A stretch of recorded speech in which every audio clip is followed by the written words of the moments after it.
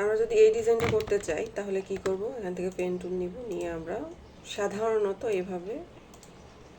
এইভাবে এটা আঁকাবো। এবং এটা কিন্তু অনেক সময় সাপেক্ষ এবং অ্যাঙ্করগুলো কিন্তু পারফেক্টলি হবে না, সো আমরা এইভাবে এটা করব না। ওকে, তো আমরা কীভাবে এরকম একটা ডিজাইন করতে পারি, বেসিক্যালি এটা হচ্ছে কয়েল ডিজাইন। এটা আরও অনেকভাবে করা যায়, তবে খুবই সিম্পল একটা ডিজাইন। সেটা হচ্ছে আমি একটা লাইন সেগমেন্ট টুল নিলাম। ওকে, নেওয়ার পর এখান থেকে টুইল টুলটা যেটা আছে, টুইল টুল সেটা নিব। ঠিক আছে, নেওয়ার পরে এটাকে একটু জুম করে নিই, এখানে জাস্ট ক্লিক করে ধরে থাকবো।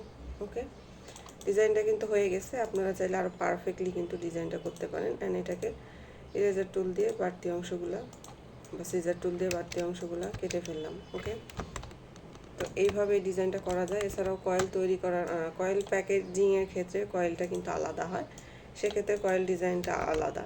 তবে এইরকম একটা সিম্পল ডিজাইন করতে চাইলে কিন্তু আপনারা এই টেকনিকটা ইউজ করতে পারেন এবং খুবই ইজিলি।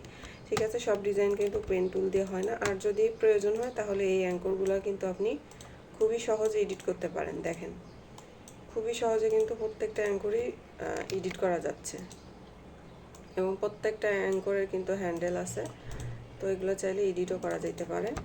এমন না যে এই টুল ইউজ করলে এডিট করা যাবে না, আপনি কিন্তু খুব সহজে এডিট করতে পারেন। তো আমি আর একবার দেখাই দিচ্ছি, সেটা হচ্ছে লাইন সেগমেন্ট টুল নিব, শিফট চেপে ধরে লাইন সেগমেন্ট টুল নিব।